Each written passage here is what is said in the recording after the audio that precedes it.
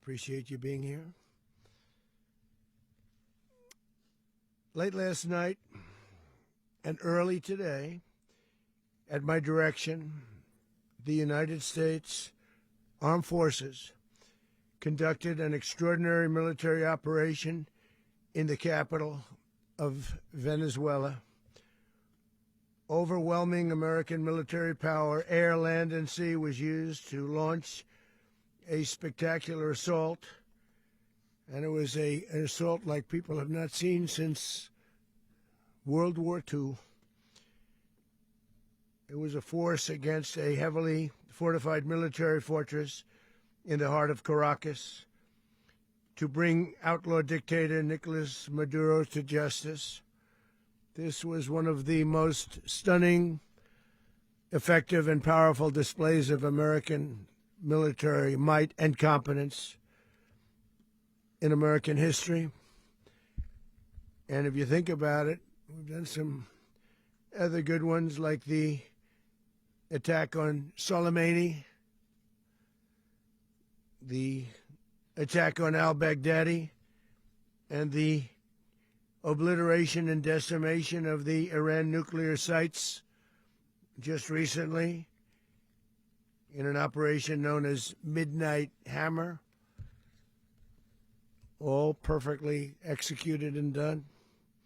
No nation in the world could achieve what America achieved yesterday, or frankly in just a short period of time.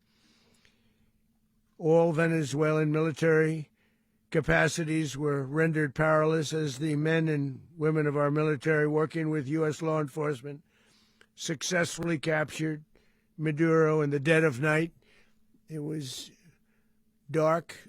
The lights of Caracas were largely turned off due to a certain expertise that we have. It was dark and it was deadly. But captured along with his wife, Celia Flores, both of whom now face American justice. Maduro and Flores have been indicted in the Southern District of New York, Jay Clayton, for their campaign of deadly narco-terrorism against the United States and its citizens. I want to thank the men and women of our military who achieved such an extraordinary success overnight with breathtaking speed, power, precision, and competence. You rarely see anything like it. You've seen some raids in this country that didn't go so well. They were an embarrassment. If you look back to Afghanistan, or if you look back to the Jimmy Carter days, they were different days. We're a respected country again, maybe like never before. These highly trained warriors, operating in collaboration with U.S. law enforcement, caught them in a very ready position. They were waiting for us. They knew we had many ships out in the sea, just sort of waiting. They knew we were coming. So they were in what's called a ready position, but they were completely overwhelmed and very quickly incapacitated. If you would have seen what I saw last night, you would have been very impressed. I'm not sure that you'll ever get to see it, but it was an incredible thing to see. Not a single American service member was killed, and not a single piece of American equipment was lost.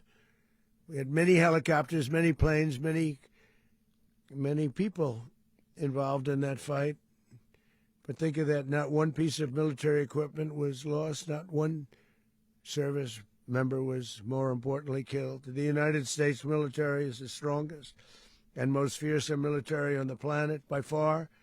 With capabilities and skills our enemies can scarcely begin to imagine. We have the best equipment anywhere in the world. There's no equipment like what we have, and you see that even if you just look at the boats. We've knocked out 97% of the drugs coming in by sea. 90%. Each boat kills on average, 25,000 people. We knocked out 97%. And those drugs mostly come from a place called Venezuela. We're going to run the country until such time as we can do a safe, proper, and judicious transition. So we don't want to be involved with having somebody else get in, and we have the same situation that we had for the last long period of years. So we are going to run the country until such time as we can do a safe,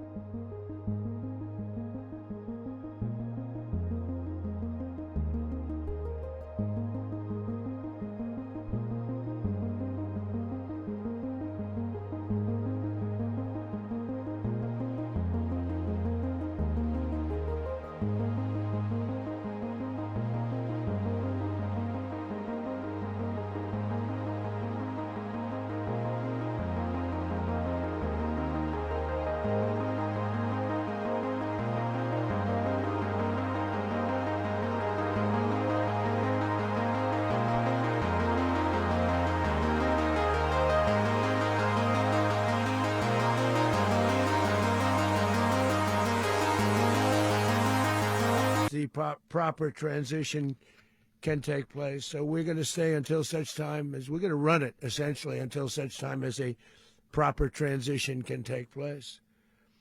As everyone knows, the oil business in Venezuela has been a bust, a total bust, for a long period of time. They were pumping almost nothing by comparison to what they could have been pumping and what could have taken place. We're going to have our very large United States oil companies, the biggest anywhere in the world, go in, spend billions of dollars, fix the badly broken infrastructure, the oil infrastructure, and start making money for the country. And we are ready to stage a second and much larger attack if we need to do so. So we were prepared to do a second wave if we needed to do so. We actually assumed that a second wave would be necessary, but now it's probably not. The first wave, if you'd like to call it that, the first attack was so successful, we probably don't have to do a second, but we're prepared to do a second wave, a much bigger wave, actually.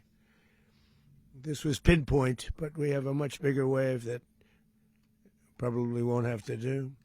This partnership of Venezuela with the United States of America, a country that everybody wants to be involved with because of what we were able to do and accomplish, will make the people of Venezuela rich, independent, and safe. And it will also make the many, many people from Venezuela that are living in the United States extremely happy. They suffered. They suffered. So much was taken from them. They're not going to suffer anymore. The illegitimate dictator Maduro was the kingpin of a vast criminal network responsible for trafficking colossal amounts of deadly and illicit drugs into the United States. As alleged in the indictment, he personally oversaw the vicious cartel known as Cartel de las Solas, which flooded our nation with lethal poison, responsible for the deaths of countless Americans, the many, many Americans. Hundreds of thousands over the years of Americans died because of him. Maduro and his wife will soon face the full might of American justice and stand trial on American soil. Right now, they're on a ship. They'll be heading to, ultimately, New York, and then a decision will be made, I assume, between New York and Miami or Florida. But we have people where the overwhelming evidence of their crimes will be presented in a court of law. And I've seen it. I've seen what we have. It's both horrible and breathtaking that something like this could have been allowed to take place. For many years after his term as president of Venezuela expired, Maduro remained in power and waged a ceaseless campaign of violence, terror, and subversion against the United States of America, threatening not only our people, but the stability of the entire region. And you all saw it. In addition to trafficking gigantic amounts of illegal drugs that inflicted untold suffering and human destruction all over the country, all over, in particular the United States. Maduro sent savage and murderous gangs, including the bloodthirsty prison gang, Tren de Aragua, to terrorize American communities nationwide, and he did indeed. They were in Colorado. They took over apartment complexes. They cut the fingers off people if they called police. They were brutal, but they're not so brutal now. And I just have to congratulate our military, Pete and everybody, and our National Guard, because the job that they've done, whether it's in Washington, D.C., where we have a totally safe city, where it was one of the most unsafe cities anywhere in the world, frankly, and now we have no crime in Washington, D.C. We haven't had a killing. We had the terrorist attack a few weeks ago, a little bit of a different kind of a threat, but we haven't had a killing in a long period of time, 6-7 months. We used to have two, on average, 2 a week in Washington, our capital. We don't have that anymore. The restaurants are opening. Everyone's happy. They're going, they're walking their daughters, they're walking their children, their wives. They walk to restaurants. Restaurants are opening all over Washington, D.C. So I want to thank the National Guard. I want to thank our military. And I want to thank law enforcement. Been amazing. And they should do it with more cities. We're doing it, as you know, and we're doing it in Memphis, Tennessee right now, and crime is down. We've just sort of started a few weeks ago, but crime is down now 77%. And the governor of Louisiana called, great person, and he wanted us to help him, as you know, in a certain very nice part of Louisiana. And we have done that. And it was a rough section, and we have crime down. I understand it's down to almost nothing already after 2.5 weeks. New Orleans, it's down to almost nothing, and we've only been there for 2.5 weeks. Can't imagine why governors wouldn't want us to help. We also helped, as you know, in Chicago, and crime went down a little bit there. We did a very small help because we had no working ability with the governor. The governor was a disaster, and the mayor was a disaster, but it knocked down crime. But we're pulling out of there. When they need us, we'll know. You'll know. You'll be writing about it. And likewise, Los Angeles, where we saved Los Angeles early on, where the head of the police department made a statement that if the federal government didn't come in, we would have lost Los Angeles. That's long after the fires. That's when they had the riots in Los Angeles. We did a great job. Got no credit for it whatsoever, but that's okay. It doesn't matter. We don't need the credit. But we'll be pulling out when they need us. They'll call, or we'll go back if we have to. We'll go back. But we did a great job in various cities. But the place that we're very proud of is Washington, D.C., because it's our nation's capital. We took it from being a crime-ridden mess to being one of the safest cities in the country. But the gangs that they sent raped, tortured, and murdered American women and children. They were in all of the cities I mentioned, Tren de Aragua. And they were sent by Maduro to terrorize our people, and now Maduro will never again be able to threaten an American citizen or anybody from Venezuela. There will no longer be threats. For years I've highlighted the stories of those innocent Americans whose lives were so heartlessly robbed by this Venezuelan terrorist organization. Really one of the worst. One of the worst, they say the worst. Americans like 12-year-old Jocelyn Nungari from Houston. Beautiful Jocelyn Nungari, what happened to her? They, as you know, they kidnapped, assaulted, and murdered by Tren de Aragua animals. They murdered Jocelyn and left her dead under the bridge. There was a bridge that will never be the same to so many people after seeing what happened.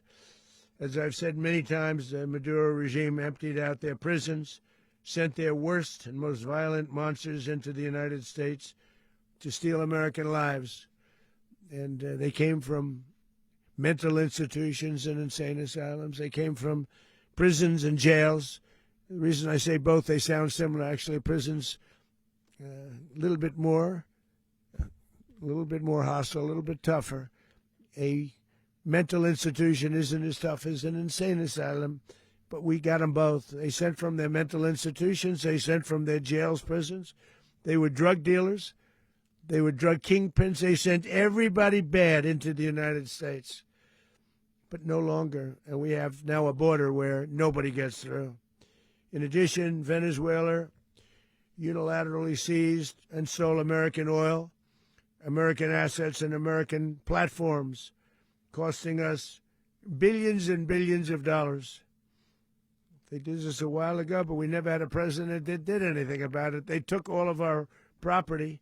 It was our property. We built it. And we never had a president that decided to do anything about it. Instead, they fought wars that were 10,000 miles away. We built Venezuela oil industry with American talent, drive, and skill, and the socialist regime stole it from us during those previous administrations, and they stole it through force. This constituted one of the largest thefts of American property in the history of our country. Considered the largest theft of property in the history of our country. Massive oil infrastructure was taken like we were babies, and we didn't do anything about it. I would have done something about it. America will never allow foreign powers to rob our people or drive us back into and out of our own hemisphere. That's what they did. Furthermore, under the now deposed dictator Maduro, Venezuela was increasingly hosting foreign adversaries in our region and acquiring menacing offensive weapons that could threaten U.S. interests and lives. And they used those weapons last night. Potentially in league with the cartels operating along our border.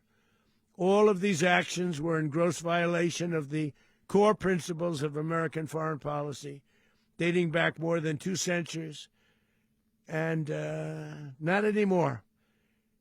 All the way back, it dated to the Monroe Doctrines, and the Monroe Doctrine is a big deal, but we've superseded it by a lot, by a real lot. They now call it the Donroe Document. I don't know. It's Monroe Doctrine. We sort of forgot about it. It was very important, but we forgot about it. We don't forget about it anymore. Under our new national security strategy, American dominance in the Western Hemisphere will never be questioned again. Won't happen. So just in concluding, for decades, other administrations have neglected or even contributed to these growing security threats in the Western Hemisphere. Under the Trump administration, we are reasserting American power in a very powerful way in our home region. And our home region is very different than it was just a short while ago. The future will be, and we did this in my first term. We had great dominance in my first term, and we have far greater dominance right now. Everyone's coming back to us. The future will be determined by the ability to protect commerce and territory and resources that are core to national security. These are core to our national security. Just like tariffs are, they've made our country rich, and they've made our national security stronger than ever before. But these are the iron laws that have always determined global power, and we're going to keep it that way. We will secure our borders. We will stop the terrorists. We will crash the cartels, and we will defend our citizens against all threats, foreign and domestic. Other presidents may have lacked the courage or whatever to defend America, but I will never allow terrorists and criminals to operate with impunity against the United States. This extremely successful operation should serve as warning to anyone who would threaten American sovereignty or endanger American lives. Very importantly, the embargo on all Venezuelan oil remains in full effect. The American Armada remains poised in position, and the United States retains all military options until United States demands have been fully met and fully satisfied. All political and military figures in Venezuela should understand what happened to Maduro can happen to them, and it will happen to them if they aren't just fair, even to their people.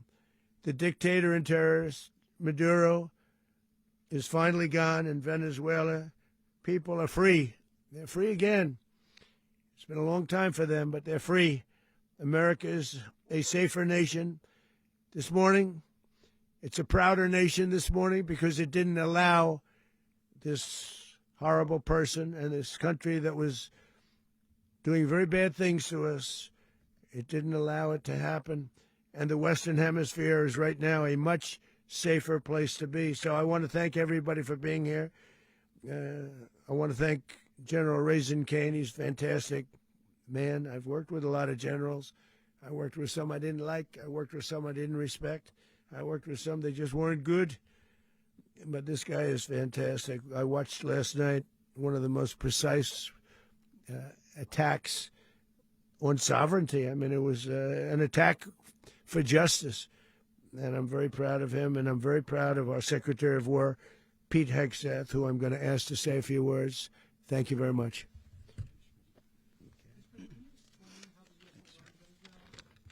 Well, thank you, Mr. President. Finally, a commander-in-chief the world respects and the American people deserve. And as the President said, words can barely capture the bravery and the power and the precision of this historic operation. A massive joint military and law enforcement raid flawlessly executed by the greatest Americans our country has to offer. American warriors are second to none, the best in the world and the best of our country. What all of us witnessed last night was sheer guts and grit, gallantry, and glory of the American warrior. I'm simply humbled by such men. And I tip my hat to our chairman, Dan Raisin Kane, and all those Americans who stood watch last night. Our warriors are the elite of America, and again, President Trump has your back. No other country on planet Earth, and it's not even close, could pull this kind of operation off. And no other president has ever shown this kind of leadership, courage, and resolve, the most powerful combination the world has ever seen. As the president said, our adversaries remain on notice. America can project our will anywhere, anytime. The coordination, the stealth, the lethality, the precision, the very long arm of American justice, all on full display in the middle of the night. Nicolas Maduro had his chance, just like Iran had their chance, until they didn't and until he didn't. He effed around, and he found out. President Trump is deadly serious about stopping the flow of gangs and violence to our country, deadly serious about stopping the flow of drugs and poison to our people, deadly serious about getting back the oil that was stolen from us, and deadly serious about reestablishing American deterrence and dominance in the Western Hemisphere. This is about the safety, security, freedom, and prosperity of the American people. This is America first. This is peace through strength. And the United States War Department is proud to help deliver it. Welcome to 2026. And under President Trump, America is back. I'd like to welcome now our chairman, Chairman Raisin Kane, to give a few more details about the operation. Mr. Chairman. Thank you, Mr. Secretary. Thank you, Mr. President, and good morning. Last night, on the order of the President of the United States, and in support of a request from the Department of Justice, as the President said, the United States military conducted an apprehension mission in Caracas, Venezuela, to bring to justice two indicted persons, Nicolas and Cecilia Maduro. This operation, known as Operation Absolute Resolve, was discreet, precise, and conducted during the darkest hours of January 2nd, and was the culmination of months of planning and rehearsal, an operation that, frankly, only the United States military could undertake. What I'd like to do this morning is talk to you through some of the preparation and the details without compromising any of our tactics, techniques, and procedures. There is always a chance that we'll be tasked to do this type of mission again. Our interagency work began months ago and built on decades of experience of integrating complex air, ground, space, and maritime operations. While the past 2 decades have honed the skills of our special operations forces, this particular mission required every component of our joint force, with soldiers, sailors, airmen, Marines, and Guardians working in unison with our intelligence agency partners and law enforcement teammates in an unprecedented operation. We leveraged our unmatched intelligence capabilities and our years of experience in hunting terrorists, and we could not have done this mission without the incredible work by various intelligence agencies, including the CIA, NSA, and NGA. We watched, we waited, we prepared, we remained patient and professional. This mission was meticulously planned, drawing lessons from decades of missions over the last many years, many missions over these last many years. This was an audacious operation that only the United States could do. It required the utmost of precision and integration within our joint force.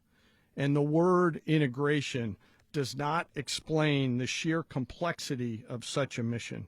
An extraction so precise it involved more than 150 aircraft launching across the Western Hemisphere in close coordination, all coming together in time and place to layer effects for a single purpose: to get an interdiction force into downtown Caracas while maintaining the element of tactical surprise.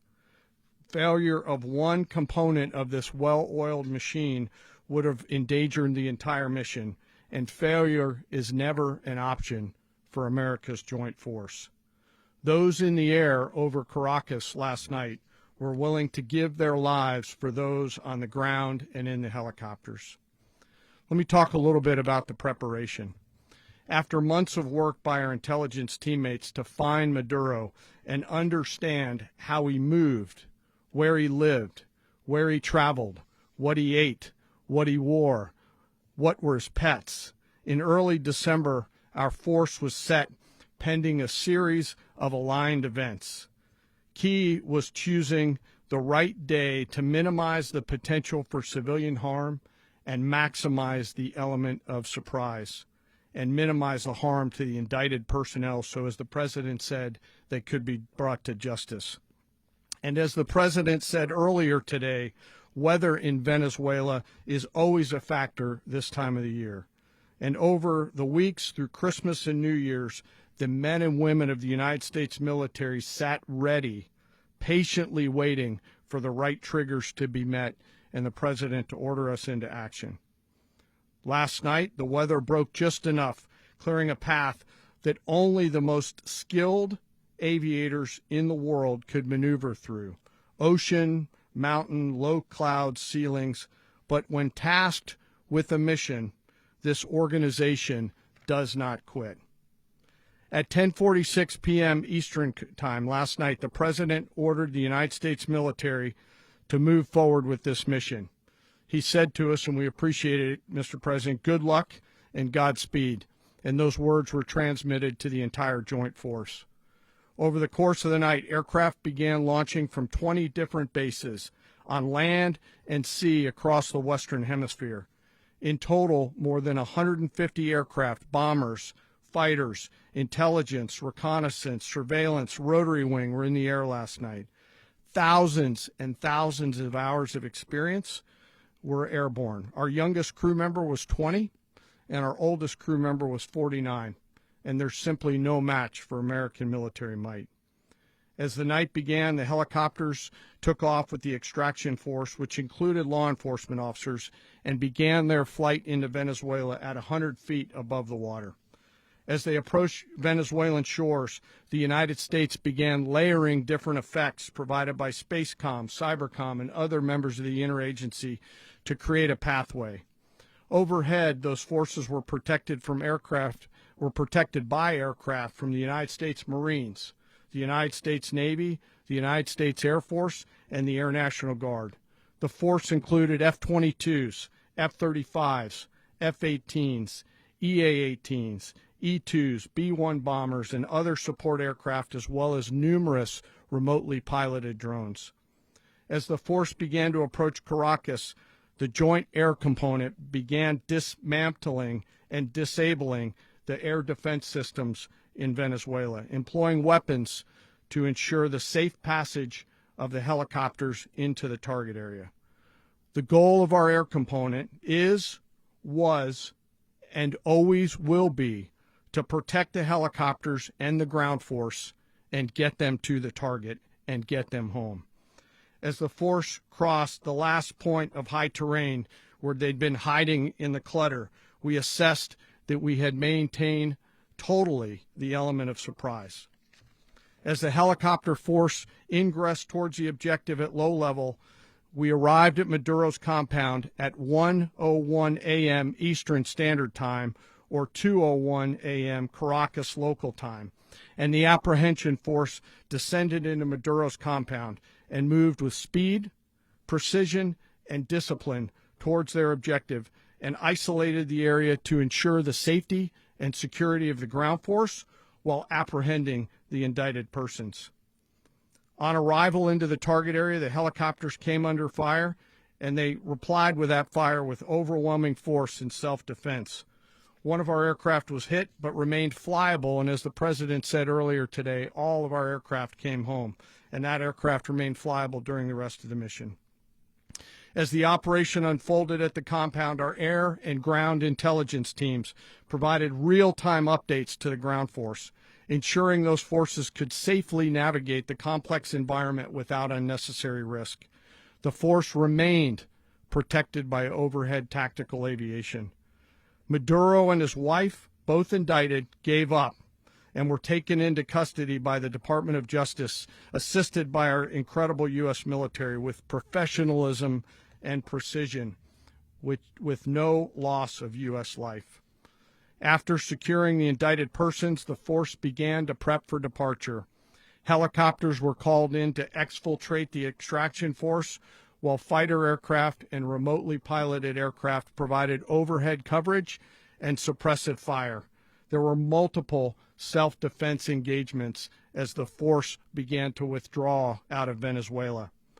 The force successfully exfiltrated and returned to their afloat launch bases, and the force was over the water at 3:29 a.m. Eastern Standard Time with indicted persons on board. And both Maduro and his wife were embarked aboard the USS Iwo Jima. In closing, what we've witnessed today is a powerful demonstration of America's joint force. We think, we develop, we train, we rehearse, we debrief, we rehearse again and again, not to get it right, but to ensure that we cannot get it wrong. Our jobs are to integrate combat power so when the order comes, we can deliver overwhelming force at the time and the place of our choosing against any foe anywhere in the world. I am immensely proud today of our joint force and filled with gratitude to represent them here today. There is simply no mission too difficult for these incredible professionals and the families that stand by them and support them. As we stand here this morning, our forces remain in the region at a high state of readiness, prepared to project power, defend themselves, and our interests in the region. This operation is a testament to the dedication and unwavering commitment to justice and our resolve to hold accountable those who threaten peace and stability. In closing, I want to express my heartfelt gratitude to the brave men and women who executed this mission. Their courage and tireless commitment to our nation are what makes us strong. Thank you, Mr. Secretary, and thank you, Mr. President. Well, I don't have much to add to what you've heard now, other than the following points. Nicolas Maduro was indicted in 2020 in the United States. He is not the legitimate president of Venezuela. That's not just us saying it. The first Trump administration, the Biden administration, the second Trump administration, none of those three recognized him. He's not recognized by the European Union and multiple countries around the world. He is a fugitive of American justice with a $50 million reward, which I guess we saved $50 million. And Make sure. yeah, exactly. But Don't let anybody claim it. Nobody deserves it but us. but I want to be clear about one thing. Nicolas Maduro had multiple opportunities to avoid this. He was provided multiple very, very, very generous offers, and chose instead to act like a wild man. Chose instead to play around, and the result is what we saw tonight. The other message here is the following: you have a guy. Like many people around the world, they like to play games. You have a guy who decides he's going to invite Iran into his country, is going to, do the confiscation of American oil companies, is going to flood our country with gang members, is going to take Americans prisoner and try to hold them for hostage and trade them like he was able to do with the Biden administration. Basically likes to play games all this time and thinks nothing's going to happen. And I hope what people now understand is that we have a president. The 47th president of the United States is not a game player. When he tells you that he's going to do something, when tells you he's going to address a problem, he means it. He actions it. I can tell you, I've watched this process now for 14, 15 years, been around it. Everybody talks. I'm going to do this. I'm going to do that. When I get there, we're going to do this. We're going to take. This is a president of action. Like, I don't understand yet how they haven't figured this out. And now, if you don't know, now you know. Because this is the way it's going to play out. And I think people need to understand that this is not a president that just talks and does letters and press conferences. And, if he says he's serious about something, he means it. And this is something that was a direct threat to the national interest of the United States, and the president addressed it. There's a president of peace, by the way. I told you what I just said earlier. This guy had multiple opportunities to find his way somewhere else and figure out another. He could have been living somewhere else right now very happy, but instead he wanted to play big boy. And so now, he's got other sets of problems on his hands. And but I think the message here should be for the world. Look, the president doesn't go out looking for people to pick fights with. He's not generally wants to get along with everybody. We'll talk and meet with anybody, but don't play games. Don't play games with this president's in office, because it's not going to turn out well. And so I hope that I guess that lesson was learned last night, and we hope it'll be instructive moving forward. Is that a message for Cuba, Mr. President?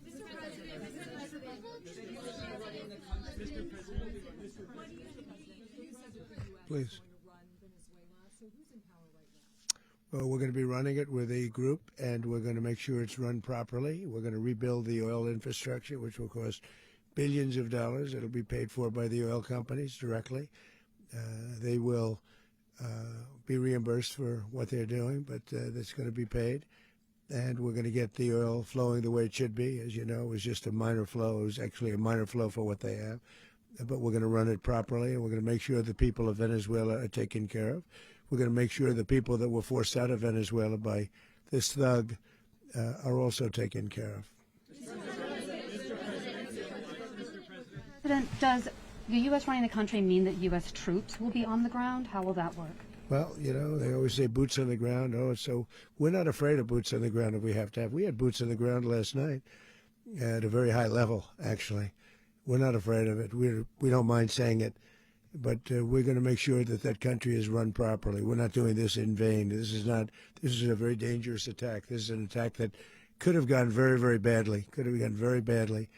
We could have lost a lot of people last night. We could have lost a lot of dignity. We could have lost a lot of equipment. The equipment is less important, but we could have lost a lot. And we're going to make sure that this is proper. We're there now. We're ready to go again if we have to. We're going to run the country right. It's going to be run very judiciously, very fairly. It's going to make a lot of money. We're going to give money to the people. We're going to reimburse people that were taken advantage of. We're going to take care of everybody. It's very important. We couldn't let them get away with it. They stole our oil. We built that whole industry there, and they just took it over like we were nothing. And we had a president that decided not to do anything about it. So we did something about it. We're late, but we did something about it. Yeah, please. Mechanism by which you're going to run the country? Are you going to designate a U.S. official to coordinate? Yes, it's all being done right now. We're designating people. We're talking to people. We're designating various people, and we're going to let you know who those people are. Would run Venezuela? Well, it's largely going to be for a period of time the people that are standing right behind me. We're going to be running it. We're going to be bringing it back. It's a dead, I talk about a dead country. A year and a half ago, we were a dead country. Now we're the hottest country anywhere in the world. We're a country doing better than any country anywhere in the world. And it required leadership. Venezuela has a lot of bad people in there, a lot of bad people that shouldn't be leading. We're not going to take a chance that one of those people take over for Maduro. So you can look at, and others. We have fantastic people, including people in the military. So we're going to have a group of people running it until such time as it can be put back on track, make a lot of money for the people, and give people a great way of life, and also reimbursement for people in our country that were forced out of Venezuela. Rubio would be.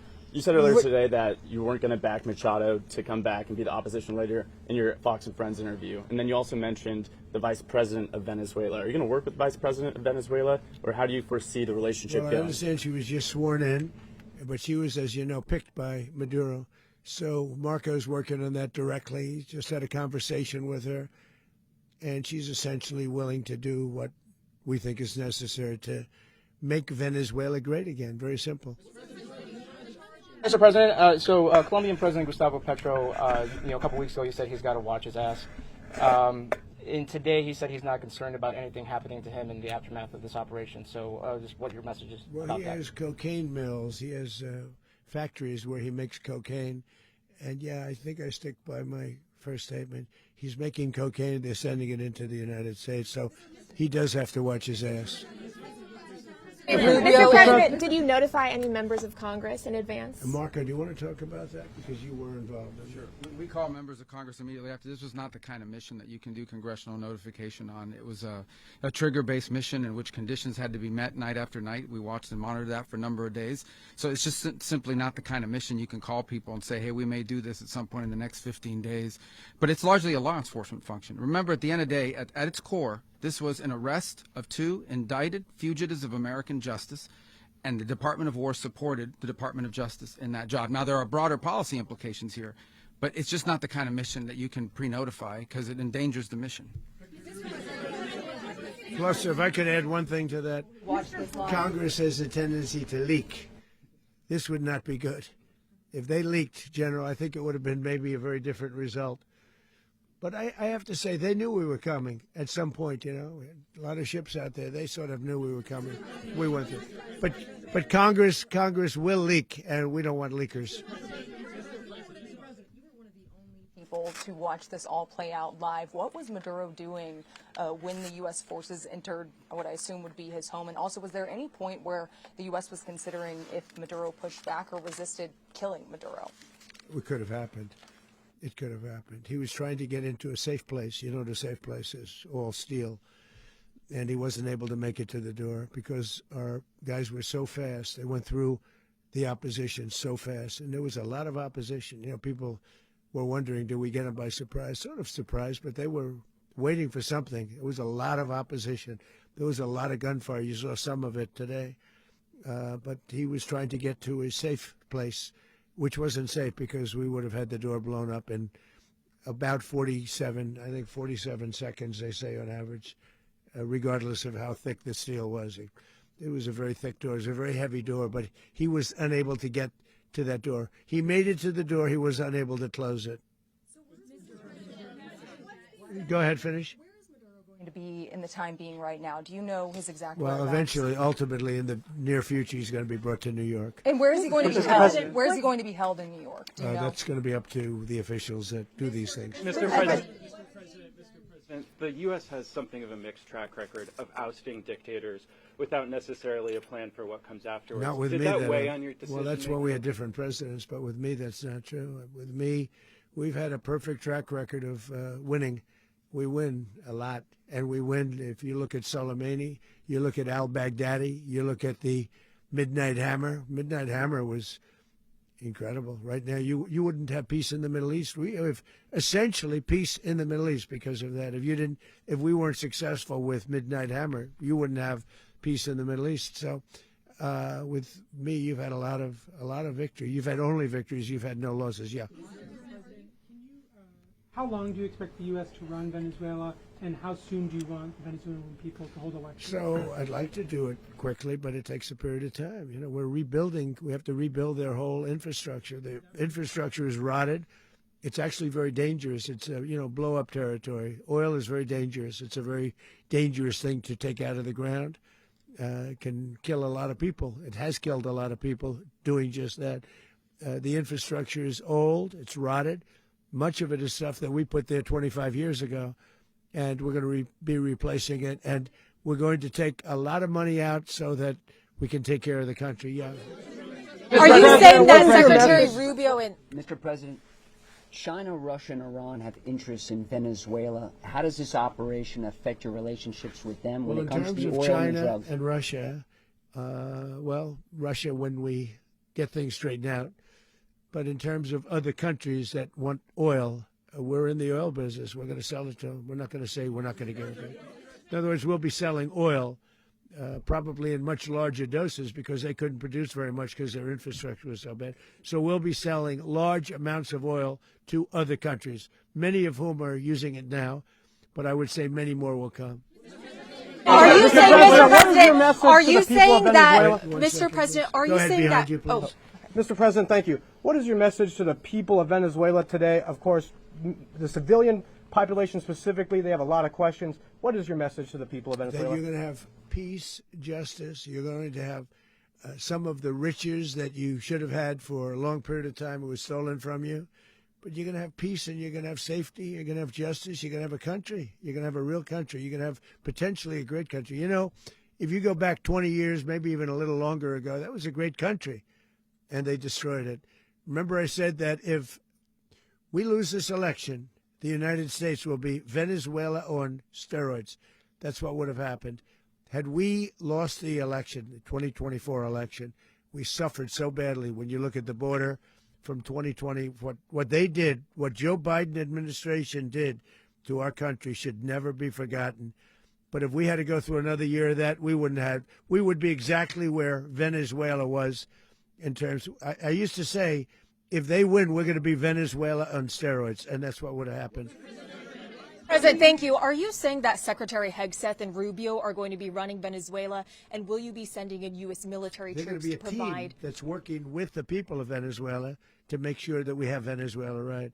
Because for us to just leave, who's going to take over? I mean, there is nobody to take over. You have a vice president who's been appointed by Maduro. And right now she's the vice president, and she's, I guess, the president. She was sworn in as president just a little while ago. She had a long conversation with Marco, and she said, we'll do whatever you need. I think she was quite gracious, but she really doesn't have a choice. We're going to have this done right. We're not going to just do this with Maduro, then leave like everybody else, leave and say, let it go to hell. If we just left, it has zero chance of ever coming back. We'll run it properly. We'll run it professionally. We'll have the greatest oil companies in the world go in and invest billions and billions of dollars and take out money, use that money in Venezuela. And the biggest beneficiary are going to be the people of Venezuela. And also, I can't stress this strongly enough, the people that got thrown out of Venezuela that are now in the United States. And frankly, some want to stay and some probably want to go back. Yeah. In the country, and were any of the detained Americans? Well, right now they're very protected because nobody's going to mess with us. They're very protected. The people of, and we let them know that you better not touch one of them. Are you concerned that bad elements of the Maduro regime will remain in place? Well, we know who they are. We're on them, and they're acting much differently now than they would have acted 2 days ago. Okay, wait, behind you, please. Mr. President, why is running a country in South America America first? Well, I think it is because we want to surround ourselves with good neighbors. We want to surround ourselves with stability. We want to surround ourselves with energy. We have tremendous energy in that country. It's very important that we protect it. We need that for ourselves. We need that for the world. And we want to make sure we can protect it. Yes, sir. Please, go ahead. Yeah, is there a message here for Cuba and Diaz-Canel? Well, Cuba is an interesting case. Cuba is, not doing very well right now.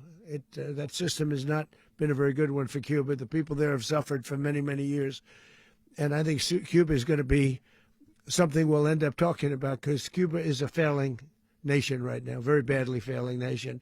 And we want to help the people. It's very similar in the sense that we want to help the people in Cuba, but we want to also help the people that were forced out of Cuba and living in this country. Do you want to say something about that, Marco, please? Well, I mean, I just gave you a statement a few minutes ago about when the president speaks, you should take him seriously. So suffice it to say, Cuba is a disaster. It's run by incompetent, senile men, and in some cases, not senile but incompetent nonetheless. It has no economy. It's in total collapse. And by the way, they were, all of the guards that helped protect Maduro. This is well known. Their whole spy agency, all that were full of Cubans. I mean, it's amazing. This poor island took over Venezuela in some cases. One of the biggest problems the Venezuelans have is they have to declare independence from Cuba that tried to basically colonize it from a security standpoint. So, yeah, look, if I lived in Havana and I was in the government, I'd be concerned, at least a little bit. Cutting off the oil flow to Cuba from Venezuela? Well, the president already announced a week ago that anything that's sanctioned oil, it's not going to be allowed to get there. So that's a pre-existing. The answer is yes. Yes.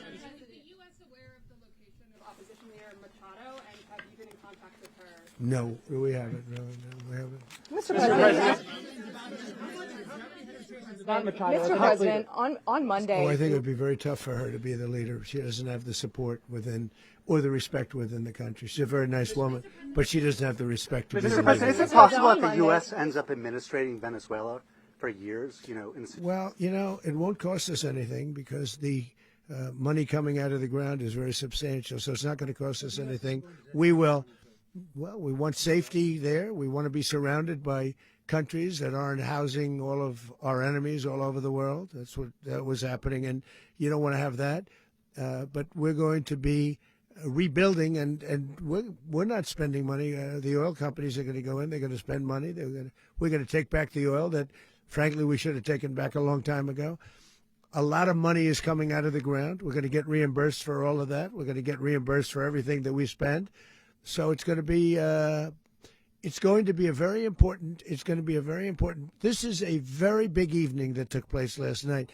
We have to be surrounded by safe, secure countries, and we also have to have energy. Very important. We have to have energy that's real energy, not where they're getting 4% and 5% of the energy out of the ground. You take a look. It was such a disaster. So what's going to happen with Venezuela, I think, over the next period of a year, is going to be a great thing, and the people of Venezuela will be the biggest beneficiaries. Going to send in the U.S. military. Mr. President, thank you. What did you last speak to Maduro about when you spoke? And is the Well, US I don't want to get war into with the Venezuela? conversations, but I did have conversations with him, and I said, you got to surrender. And I actually thought he was pretty close to doing so, but now he wished he did, yeah. You said that Maduro is responsible for drug trafficking. You recently pardoned the former president of Honduras, who was convicted of many drug trafficking. Can you explain how these two situations are different? And would you ever pardon Maduro? I endorsed, as you know, the winning president, the man who won in Honduras. I endorsed the man who won in Chile. I endorsed the man who won in Argentina. And we are doing very well with that whole group. What the man that I pardoned was, if you could equate it to us, he was treated like the Biden administration treated a man named Trump. That didn't work out too well for them. This was a man who was persecuted very unfairly. He was the head of the country. He was persecuted very unfairly. And there are a number of them. And we felt that it was a very unfair situation that happened to him. He's also a party member of the man who won. So obviously the people liked what I did. And one of the reasons that was done is because of the fact that the party in power felt very strongly that that man was treated very badly. I studied it very quickly, and then I studied it in great detail. I went to a lot of the people standing behind me, and they felt that that man was persecuted and treated very badly. That's why I gave him a pardon.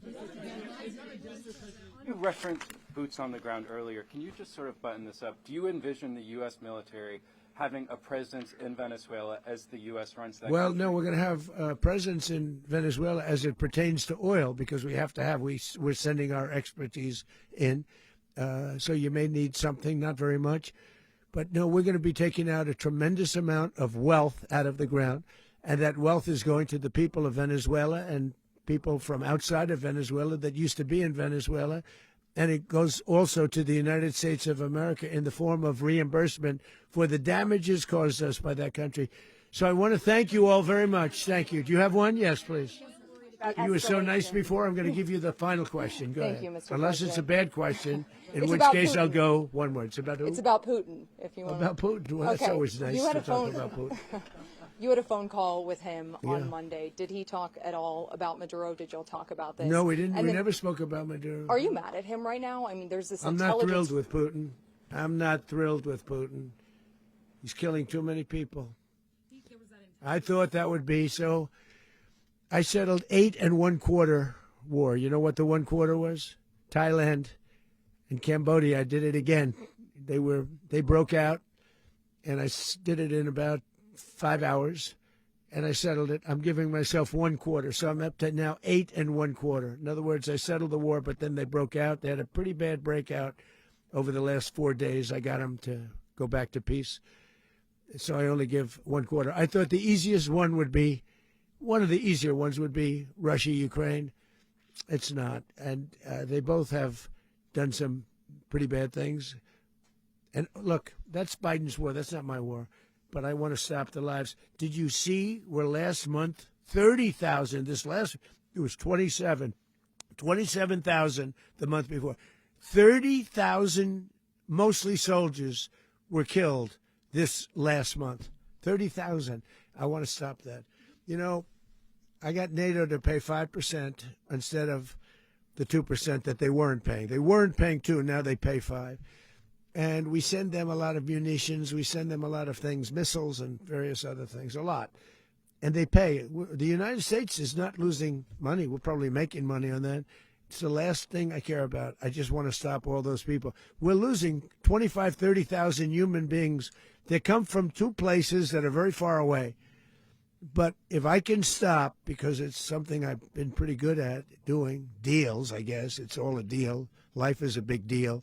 But if I can stop that war and stop 30,000 young people, in addition to the fact that people are being killed in Kiev, people are being killed in other cities throughout, a much smaller number, but they're being killed, viciously killed. So I'm not happy about it. I thought that would be something that would get solved. We have Mr. Witkoff here. I think that we're making progress, but that's a war that should have never happened. If I were president, it would have never happened. Putin says it. Everybody says it. If I were president, that would have never happened. But I inherited that war. That was Joe Biden, Zelensky, and Putin. I came into the situation, and it's a mess. And I will say this. I watched an operation last night that was so precise, that was so brilliant. I mean, it was incredible. If we had our people, like this general and our people involved, that war would not have gone on very long, that I can tell you. That war, to use an old term, that war has become a bloodbath, and we want it to get stopped. Thank you very much, everybody.